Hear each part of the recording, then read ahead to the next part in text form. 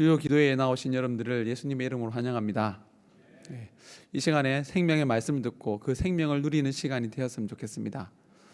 여러분들 잘 인식하지 못하겠지만 수요 기도회 회원들이 조금 많아졌습니다. 참 보기 좋은 것 같습니다. 그리고 어린아이로부터 어린아이도 더 온 것 같고, 우리 중고등부 학생들도 온 것 같고, 또 기도회를 사모해서 이 자리에 나오신 분들도 조금 더 있는 것 같습니다. 여러분들, 하나님을 찾으면 하나님을 찾는 자, 염려하는 것, 그 염려가 다 사라집니까? 이 세상을 살아가면서 우리가 염려하지 않을 수 있겠습니까?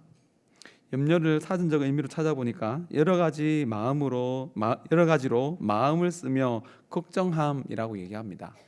우리에게 일어난 일들을 마음을 쓰면서 걱정하는 거야. 이렇게 되면 어떻게 될까? 이렇게 되면 좀 힘들 텐데, 그 염려하는 그 부정적인 의미를 담고 있는 이것이 왜 생기는지 곰곰이 생각해 보니까 고난 때문이더라고요. 그 일로 인하여서 나에게 어려움이 닥치니까, 힘듦이 닥치니까, 그 힘듦이 닥치면 그 괴로움을 견딜 수 없으니까 우리가 염려하는 것 같습니다. 오늘 당장 장사가 되지 않으면 월세를 내지 못하고, 그거 내시는 게 힘들고, 또 오늘 가업을 당장 하지 않으면 내일 그 다른 모든 일들에 지장이 생기면서 마음이 복잡해지고 마음이 더 힘들어집니다. 이런 일로 인하여 우리는 염려하게 됩니다. 혹시 여러분들이 죽는 것이 혹시 염려가 됩니까? 죽으면 어떡하지? 제가 죽음을 곰곰이 생각해 볼 때에 당장 죽는 것은 그렇게 무섭지 않은데, 죽음의 가정에 이를 때까지 얼마나 아플까? 얼마나 고난스러울까? 그 고통이 너무 힘들어서 하나님을 부인할 만큼, 하나님을 원망할 만큼 이렇게 큰 고난을 닥치면 하나님 살아계십니까? 이렇게 하나님께 따지게 될까? 그것이 좀 염려가 됩니다. 그러나 막상 죽는 것은, 죽으면 당장 예수님 만날 것 같고, 이 세상의 그 모든 염려를 다 내려놓고 온전하신 그 하나님을 알아가며 그 하나님 앞에서 예배하며 찬송하는 것, 오히려 저는 좀 기대하는 마음을 가집니다. 근데 저희 집사람은 자기보다 절대 빨리 죽지 말라고 하더라고요. 뒷일은 내가 책임져야 되니까. 생각해 보니까 그렇더라고요. 그때부터 염려가 되더라고요. 당장 죽는 것은 염려가 안 되는데, 내가 죽으면 아내도 그렇고 자녀도 그렇고 어떻게 되지? 그냥 하나님께서 다 알아서 하시겠지라는 생각이 들면서도 우리는 연약하기 때문에 그것에 대해서 염려할 수밖에 없습니다. 우리는 다 알지 못하기 때문에, 우리의 능력이 제한되기 때문에 염려할 수밖에 없습니다. 근데 이 염려를 하나님도 하시는 것 같더라고요. 근데 우리가 하는 염려와 조금 다르긴 합니다. 하나님께서 하시는 염려는 신명기 8장 14절에 보니까 하나님께서 이렇기 때문에 염려하신다라고 말씀하고 있는데요, 함께 읽어보도록 하겠습니다. 내 마음이 교만하여 내 하나님 여호와를 잊어버릴까 염려하노라. 여호와는 너를 애굽 땅 종되었던 집에서 이끌어내시고, 여호와 하나님께서 염려하십니다. 본인의 일이 아니라 사랑하는 그 백성들이 하나님의 놀라운 큰 은혜 가운데 구원을 받았는데, 이제 그 땅에서 복을 누리게 될 것인데 그 복을 떠나게 될까 봐 하나님께서 염려하시더라고요. 그리고 사도들도 염려하더라고요. 고린도후서 11장 28절에 보면 바울이 하는 염려가 나옵니다. 함께 읽어보겠습니다. 이 외에 일은 고사하고 아직도 날마다 내 속에 눌리는 일이 있으니 곧 모든 교회를 위하여 염려하는 것이라. 바울이 수고하여서 이 땅에 교회가 세워졌습니다. 그런데 그 교회가 이 세상의 많은 일들로 인하여, 고난으로 인하여 그 믿음이 변질되고 또 믿음을 잃어버리게 될까 염려하고 있었습니다. 그런 의미에서 보면 염려한다고 해서 믿음이 없는 것은 아닌 것 같습니다. 믿음의 사람들도 염려하더라. 그리고 하나님도 염려하더라. 그래서 믿음 없는 것과 염려하는 것 동일하지 않은 것 같습니다.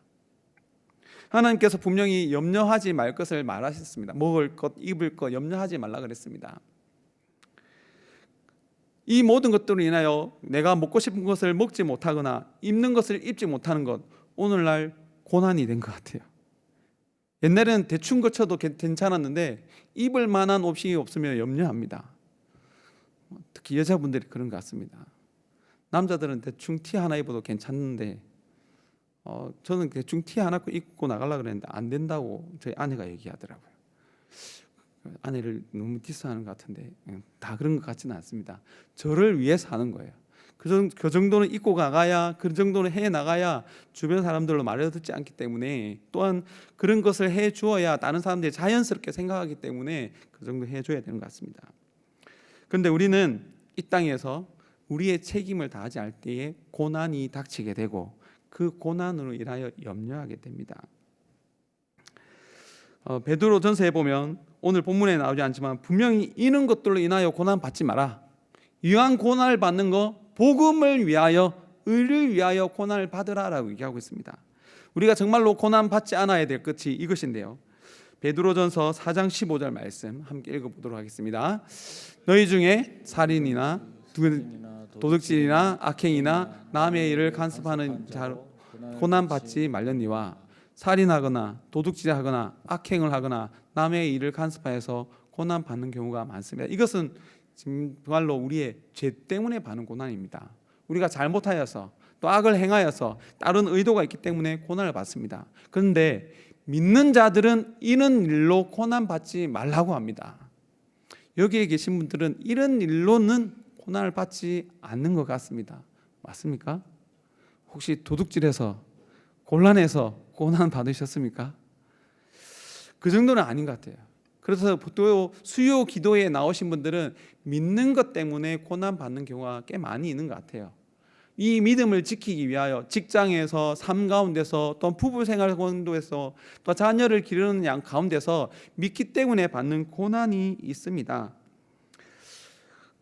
우리가 성경 말씀대로 이런 것들로 좀 의로운 고난을 받았으면 좋겠는데, 실제로 우리를 힘들게 하는 것은 그 의로운 고난보다는 우리가 잘못해서 받는 고난이 맞는 것 같아요. 부부 사이에도, 자녀 사이에도 보면 분명 문제가 있지만 그것이 의로운 고난이 아니라 우리가 연약해서 또 이 세상의 유혹 때문에 넘어져서 받는 고난이 너무 많습니다. 실제로 그것이 우리를 괴롭히는 것 같습니다. 자녀를 양육할 때도, 부부가 서로 대면하고 같은 일을 해나갈 때도, 교회에서 일을 해나갈 때도 특별히 의를 위해서 고난받기보다는 부족해서, 연약해서, 우리가 옹졸해서, 좀 마음이 좁아서 받는 고난이 더 많은 것 같습니다. 제가 보기와 다르게 좀 밴댕이 소갈딱지 같은 데가 있어가지고 잘 삐집니다. 그래서 다 건강한데 조금 잔소리 들으면 속병이 생겨요. 소화가 잘 안 돼요. 위장이 약해서가 아니라 신경을 많이 써서, 또 무슨 말을 들으면, 무슨 평가를 들으면 그것에 너무 매여 있어서 소화가 잘 안 돼요. 아무리 기도해도 이것이 고쳐지지 않고, 또 운동을 해서 위장을 건강하게 해도 이거는 신경성이라서 그 건강과 다른 것 같습니다. 이런 염려가 생길 때 우리는 어떻게 해야 되겠습니까? 어떻게 해야 될까? 분명 인간적인 방법을 찾아야 하지만 그보다 먼저 우리가 해야 될 것은 하나님 앞에 기도해야 될 줄 믿습니다. 믿지 않는 자라 하더라도 염려는 생깁니다. 그러나 믿는 자는 그 염려를 누구에게 맡깁니까? 주님께 맡깁니다. 하나님께서 우리에게 우리의 인생을, 또한 우리의 물질을, 우리의 삶을 맡겨주셨는데, 맡겨주셨지 우리의 삶의 주인은 누구이십니까? 하나님이십니다. 예수 그리스도이십니다. 그래서 그 일 가운데 우리의 능력이 부족하고 우리가 한계가 있기 때문에 염려할 수밖에 없습니다. 그러나 그 하나님께서 그것을 맡기실 때에 대책이 있으신 분입니다. 우리가 생각하기에는 대책이 없지만 하나님은 대책이 있고, 또한 그 대책을 이룰 수 있는 능력이 있는 분입니다. 그래서 우리가 이 일을 맡을 때에, 우리의 삶 가운데서 우리에게 주어진 일을 감당할 때에 염려가 생기는데, 그 염려를 하나님께서 주님께 맡기라라고 말하고 있습니다. 우리의 잘못 때문에 고난이 닥칩니다. 이것은 하나님의 심판일 가능성이 너무나 많습니다. 그리고 하나님께서 우리를 사랑하시기 때문에 하시는 징계일 가능성이 아주 많습니다. 그런데 우리가 그 징계를 받을 때에 겨우 기도합니다. 이거는 제가 사역하면서 계속해서 반복되어지는 건데, 여러분들 제가 이 질문하면 동일한 대답을 할 것 같습니다. 여러분 주로 언제 기도하십니까? 평안할 때 기도하는 것 같습니까? 아니면 좀 문제가 있을 때 기도하는 것 같습니까? 또 더 간절히 기도할 때, 저는 문제가 있으면 기도하는 것도 여러분들이 어느 이 정도 수요 기도에 나오실 분들이라면 문제가 있을 때 기도하는 건 당연한 것 같습니다. 그 수준은 되는 것 같습니다. 근데 언제 더 간절히 기도하는 것 같습니까? 문제가 더 심각할 때, 그것으로 인하여 고난이 더 닥칠 때에, 그때에 더욱 기도합니다. 성경에서 보니까 믿음 있는 사람들은 그 고난이 닥칠 때 부르짖더라고요. 부르짖고 또 하나님으로부터 그 구원을 받아 누리더라고요. 고난이라는 단어를 갖다가 성경에 어디에 가장 많이 나오나 찾아보니까 고난하면 떠오르는 사람이 누굽니까? 욥 아닙니까? 그래서 욥기에 고난이 많이 나올 줄 알았는데 욥기 3번밖에 안 나오더라고요. 가장 많이 고난이라는 단어가 많이 나오는 성경책이 어딜까요? 오늘 본문은 베드로전서인데, 그래서 베드로전서에 많이 나오나 싶은데 베드로전서 2번째로 많이 나오더라고요. 가장 많이 나오는 게 시편. 일단 분량으로 시편은 분량으로 너무 많으니까. 그리고 하나님 앞에서 계속 기도하는데 오히려 고난이 하나님 앞으로 나오게 하는 통로, 하나님께 인도하는 통로가 된다는 거예요. 그리고 그 다음으로 많이 나온 게 베드로전서인데요, 15번이나 나옵니다. 그 고난이라는 말을 계속 찾아가다 보니까 분명 고난이 닥칠 때 하나님 앞에 나오고, 또 그 고난이 하나님의 징계이고, 그 징계 가운데서 하나님께 부르짖었더니 그 고난의 문제를 해결해 주었더라, 이런 고백이 여러 번 나옵니다. 호세아 5장 15절 말씀에 보면, 호세아서에 보면 그 고난이라는 단어가 한 번 나오는데요, 이 구절 함께 읽어보겠습니다. 그들이 그 죄를 뉘우치고 내 얼굴 구하기까지 내가 내 곳으로 돌아가리라. 그들이 나를 간절히 구하리라. 이 말씀 그대로 우리는 행하고 있는 것 같습니다. 이 말씀 그대로 고난 가운데, 그 큰 고난 가운데 부르짖으면 하나님께서 그 기도를 들어주시겠습니까? 안 들어주시겠습니까? 들어주십니다. 이것이 우리의 삶 속에 계속 반복되어집니다. 요나, 선지자임에도 불구하고 하나님의 말씀에 불순종하고, 또 하나님께서 동쪽으로 가라니까 서쪽으로 가고, 또 이렇게 하라니까 저렇게 자기 뜻대로 했던 사람입니다. 그리고 하나님께서 은혜를 베푸심에도 불구하고 그 은혜 베푸시는 것이 마음에 들지 않아서 하나님께 항의했던 사람입니다. 그 요나도 고난 가운데 있으니까 자기 뜻대로 행하다가 하나님께서 주시는 심판 가운데서 고난 가운데 가니까 부르짖었습니다. 요나 2장 2절 함께 읽어보도록 하겠습니다. 이르되 내가 받는 고난으로 말미암아 여호와께 불러 아뢰었더니 주께서 내게 대답하셨고, 내가 소울의 뱃속에서 부르짖었더니 주께서 내 음성을 들으셨나이다. 아멘. 저것이 첫 번째 요나가 불순종했을 때였거든요. 불순종해가지고 물고기 뱃속에 들어갔습니다. 물고기 뱃속에 들어가서 기도했더니 하나님께서 구원해 주셔서 이제 하나님의 사명을 다하러 갔습니다. 그런데 그 고난 가운데서 구원을 받았는데 요나가 온전히 순종했습니까? 안 했어요. 이런 모습이 우리 모습 같아요. 제가 종교인 수련회 준비하면서 종교인 수련회만 지나가라, 이런 마음으로 거의 2024년 상반기를 보냈어요. 지나가라. 그럴 때 생각날 때마다 하나님 이거 어찌해야 됩니까? 계속 기도했거든요. 다 지나갔어요. 휴가를 보내면서 너무 좋다 그랬어요. 휴가 복귀를 하면서 또 걱정하는 거예요. 하반기는 어떻게 할까? 뭔가 하나 지나가서 하나님 은혜 가운데 그것이 너무 잘 끝났어요. 하나님의 은혜다, 누구다 하나님의 은혜다 얘기하는데 그 다음 딱 돌아져서 그 다음 일을 잡을 때 이것도 왜 해야 되지? 우리는 그러한 자들입니다. 그런데 그런 염려가 생길 때에 우리는 어떻게 해야 됩니까? 하나님 앞에 나와 부르짖어야 됩니다. 하나님 좀 미리 알려주시지, 미리 잘 됐건 말씀해 주시지, 확실하게 말씀해 주시지. 그러면 걱정하지 않고 그냥 일만 하면 되는데 하나님은 항상 안 알려주십니다. 근데 우리는 항상 끝이 어떻게 될까 궁금해서 알려고 합니다. 하나님 알려주세요, 알려주세요. 근데 안 알려주시고 하나님께서 우리에게 하시는 말씀이 뭐냐면 기도해라, 그리고 믿어라. 하나님 아무것도 안 보이는데요, 안 보여도 하나님의 말씀을 믿고 기도해라.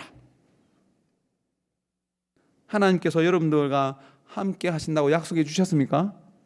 그 약속을 믿으십니까?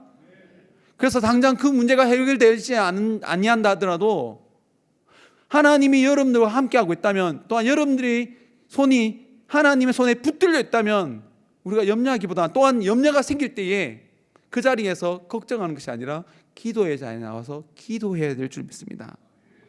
기도할 때에 하나님께서 놀라운 것을 하나하나 펼쳐 보여주시면서 고백하게 합니다. 하나님 정말 대단하시는구나.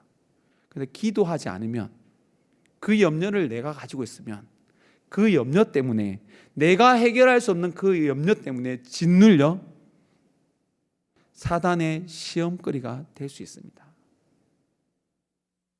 고난이 있으면, 또 염려가 생기면, 염려가 생길 수밖에 없는 그 상황 속에서 여러분들은 계속해서 기도해야 될 줄 믿습니다. 기도하여서 하나님께서 나와 함께하고 계시는구나, 하나님께서 이 문제를 알고 계시는구나, 하나님께서 이 문제에 대한 대책이 있으시구나, 여러분들에게 그 믿음이 있을 때에 하나님의 때를 보게 하시고 하나님의 때에 하나님을 찬송하게 한다는 것입니다. 오늘 본문에 너희 염려를 다 주께 맡기라, 이는 그가 너희를 돌보심이라 말하고 있습니다. 이 염려를 맡기지 않으면 우리는 사단의 먹잇감이 됩니다. 이 염려를 분명 주님께 맡기라 그랬는데 그 염려를 주님께 맡기지 않냐고 내 방법으로 좀 내가 할 수 있는 것, 좀 인간적인 방법으로 해결하려고 할 때에 좋은 사단의 먹잇감이 됩니다. 오늘 본문에 근신하라 깨어라, 내가 너희 대적마귀가 우는 사자같이 두루다니며 삼킬 자를 찾나니. 우리는 사단을 이길 수 없어요. 사단이 우리를 잡으러 오면, 우리를 삼키려면 우리는 물릴 수밖에 없어요. 우리가 대적하는 것이 아니라 우리를 다스리시는 예수 그리스도를 찾을 때에 이길 수 있어요. 그리고 믿는 자에게도 고난을 당한다고 분명하게 말씀하고 있습니다. 너희는 믿음을 굳건하게 하여 그를 대적하라. 이 세상에 있는 너희 형제들로 동일한 고난을 당한 줄 알미라. 믿는 모든 사람들이 고난을 당하는데 그 고난을 없이 하는 것이 아니라 그 고난을 당할 때에 주님의 능력으로, 하나님께 기도함으로, 하나님의 도우심으로 그것을 해결해야 되는데, 내 능력을 해결할 때에 사단의 먹잇감이 된다는 거예요. 우리의 상황은 항상 변하고, 또한 알 수 없는 문제들로, 또한 내가 해결할 수 없는 문제들로 가득 차 있지만, 성경은 그 문제가 이렇게 해결될 것이라고 명확하게 말해주는 것이 아니라 하나님께서 너희와 함께 하고 있다, 그 하나님을 믿고 의지해라, 그러면 하나님께서 그 문제를 해결해 주실 것이다 라고 얘기하고 있습니다. 우리는 이것이 어떻게 해결될까가 아니라 하나님 나와 함께 하시니까 가보자, 한 걸음을 뗄 수 있는, 믿음의 한 걸음을 뗄 수 있는 믿음을 허락하여 주옵소서 기도해야 됩니다. 최근에 우리 교회에 놀라운 일이 생겼습니다. 우리 교회 앞에 점집이 생겼어요. 깜짝 놀랐습니다. 한판 해보자는 거야? 이 생각이 들었어요. 저 집이 망해야 될까요? 아니면 잘 돼야 될까요? 우후죽순으로 생깁니다. 조금만 뭔가 안 되면, 또한 걱정인 거리가 있으면 점집을 찾아갑니다. 문제가 해결되기로 하기보다는 요즘에는 자기가 가진 것을 잘 지키려고 점집을 많이 찾아가는 것 같아요. 예전교회 집사님이 장사가 너무 잘 돼서, 사업이 잘 돼서 그 사업으로 어디를 투자하려고 하는데 불안한 거예요. 모으는 것은 힘들었는데 투자를 잘못하면 그게 싹 날아가는 경우가 많으니까 기도하다가 점집을 찾아갔다는 거예요. 잘못된 줄 알면서도. 그리고 가서 막상 들어보니까 별게 없어. 그래서 또 회개했다고 하더라고요. 하나님은 그 일에 대해서 명확하게 알려주지 않습니다. 성경에 명확하게 그것을 알려주지 않으니까 그것을 알려달라고 말하지 마라. 그리고 그것을 알려고 그런 무당을 찾아가지 말라라고 얘기했습니다. 잠언 25장 2절 말씀입니다. 하나님께서 너무나 명확하게 알려주시는 말씀입니다. 함께 읽어보겠습니다.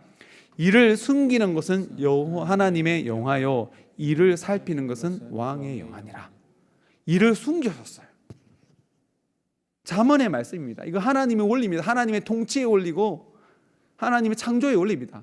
다 안 알려주십니다. 이를 숨기는 것, 그것이 하나님만이 할 수 있는 거예요. 그리고 하나님을 찾게 하는 것이고 하나님을 바라보게 하는 것이고 하나님께 부르짖게 하기 위해서 하나님 이 세상의 원리를 그렇게 만들어 놓으셨어요. 그런데도 불구하고 우리는 계속 알려달라 그럽니다. 말씀을 듣고 순종하며 나아가면 되는데 그 결과가 어떻게 됩니까? 우리는 그 결과는 하나님께 맡기고 순종하면 됩니다. 순종할 때에 하나님의 영광을 경험하게 됩니다. 하나님은 염려할 수밖에 없는 우리에게 다가오셔서 염려가 생기지 내게 맡겨라. 이 말이 무엇이겠습니까? 네 혼자 살 수 없고 나랑 같이 살아야 된다는 거예요. 하나님은 우리와 함께 살기 위하여 계속해서 불러 모아주셨습니다. 그리고 계속 하나님 앞에 나아오게 하기 위하여 일을 숨기셨어요. 알려면 하나님께 와야 되니까. 그 결과가 두려우니까, 염려가 생기니까 그 염려를 없이 하기 위하여 하나님께 나오게끔 하나님께 숨기셨습니다. 그런데 왕의 영화가 무엇입니까? 그 일을 살피는 것이 왕의 영화라고 했어요. 왕은, 이 세상의 왕은 하나님께서 세워주신 왕이에요. 그 왕은 자기 임의대로 행한 것이 아니라 말씀대로 다스려야 됩니다. 그 말씀을 가지고 계속해서 바라보면, 말씀을 가지고 우리에게 닥친 일들을 바라보면 이 일이 어떻게 되는지를 아는 동시에 하나님이 어떤 분인지 알게 돼요. 하나님이 어떤 분인지 알게 되고 그 하나님을 알기 위해서 우리에게 필요한 것은 믿음이라는 것을 알게 돼요. 그 믿음이 온전해지면 우리를 하나님의 자녀 삼아 주십니다. 이 말은 뭐냐면 우리를 신으로 만들어 주겠다는 거예요. 우상을 찾아가지 말고 너희들이 하나님을 믿고 의지하여 하나님의 앞에 부르짖어 하나님의 지혜를 깨달아, 그 하나님을 깨달아 너희들이 세상 사람들 앞에서 하나님의 자녀가 되어라, 신이 되어라 라고 얘기하는 거예요. 신약적 표현을 하면 그리스도인이 되어라 라고 말하고 있습니다. 이 말씀을 준비하면서 제가 예전에 봤던 사진이 하나 생각나더라고요. 기도하는 모습인데요. 사진 첫 번째 사진 한번 띄워주세요. 제가 그 참고 자료를 찾다 보면 기도라고 하면 저 사진이 종종 뜹니다. 그래서 종종 주일학교 때 사용하고 있고 저 모습이 제가 어렸을 때 많이 본 모습이기도 하고 그래가지고 참 많이 쓰는데 유튜브에 보니까 저 사진에 엎인 주인공이 나타났어요. 저도 깜짝 놀랐습니다. 그 다음에 댓글을 한번 띄워주시겠어요? 보니까 안녕하세요. 저는 엎여 있는 아이의 주인공입니다. 저 어머니도 살아계시고 엎여 있는 아이도 살아있대요. 그 엎였던 아이가 중동 지역의 선교사가 됐다는 거예요. 어머니도 아직 살아계시고. 저게 76년쯤에 찍힌 청계천 활빈교회의 모습이랍니다. 청계천 그 책에 보니까 지옥 같은 청계천이라고 얘기하더라고요. 정말로 힘든 그곳. 근데 저곳이 어떻게 변했는지 아십니까? 그 다음 사진 한번 보여주시겠습니까? 이렇게 바뀌었어요. 정말 지옥같이 하루 벌어서 하루 먹고 당장 낀 일을 해결할 수 없는 그 환경 속에서 부르짖어서 우리나라가 저렇게 바뀌었습니다. 저렇게 바뀌었는데 정말 겉으로는 부족함이 없는 시대를 살고 있는데 오늘날 문제가 없다고 말할 수 있습니까? 분명 문제가 많았기 때문에 하나님 앞에 나와 기도하였고 어렵고 힘든 가운데서 부르짖었더니 하나님께서 해결해 주셔서 많은 문제를 해결될 뿐만 아니라 나라가 부강해졌어요. 이런 나라가 없다고 할 정도로 부강해졌습니다. 그런데 우리가 예전만큼 기도하고 있습니까? 안 하더라고요. 인간적인 방법으로, 세상적인 방법으로 해결하려고 하고 기도하기보다는 내가 생각하는, 내가 머릿속에 먼저 떠오르는 그것으로 해결하려고 하더라고요. 여러분들 더 기도했으면 좋겠고요. 또 오늘 이 자리에 이렇게 엎여 나왔습니다. 아까 전에 첫 번째 사진 보면 엄마가 기도하는데 애들은 그냥 이렇게 멍하게 바라보고 있습니다. 근데 그런 아이가 나중에 어떻게 됐습니까? 선교사가 됐어요. 우리 중고등부 학생들 방학도 지났는데도 수요기도까지 많이 나온 거 보니까 마음이 급해서 아니면 시험 때가 돼서 걱정이 많아서 나온지 모르겠지만 잘하고 있는 줄 믿습니다. 중고등 때 정말 미래를 걱정하면서 본인은 잘 모르지만 아이들을 바라볼 때마다 저렇게 해서 어떻게 될까, 부모님들이 더 걱정을 하는 것 같습니다. 걱정을 하면 기도하면 되잖아요. 잘 안 되더라고요. 기도의 시간을 늘리면 늘릴수록 내 마음속에 근심은 사라지고 하나님께서 명확하게 제가 해야 될 일에 집중하게 만들어주시는 것을 많이 경험하게 됩니다. 오늘 수요 기도에 나오셨습니다. 우리가 기도하면 우리의 뜻대로 되지 않습니다. 그러나 하나님의 뜻대로 되실 줄 믿습니다. 그래서 마음속에 어려움이 있을 때에, 아픔이 있을 때에 우리가 기도하는 것 같지만 하나님은 기도하지 않는 우리를 불러주십니다. 고난으로 불러주십니다. 그런데 그 가운데서 기도하면 하나님께서 우리를 먼저 사랑하셨고 우리를 이미 안아주고 계시고 우리의 문제에 대한 해결 방안을 가지고 있다는 것을 발견하게 됩니다. 오늘 이 찬양 한번 부르고 기도했으면 좋겠습니다.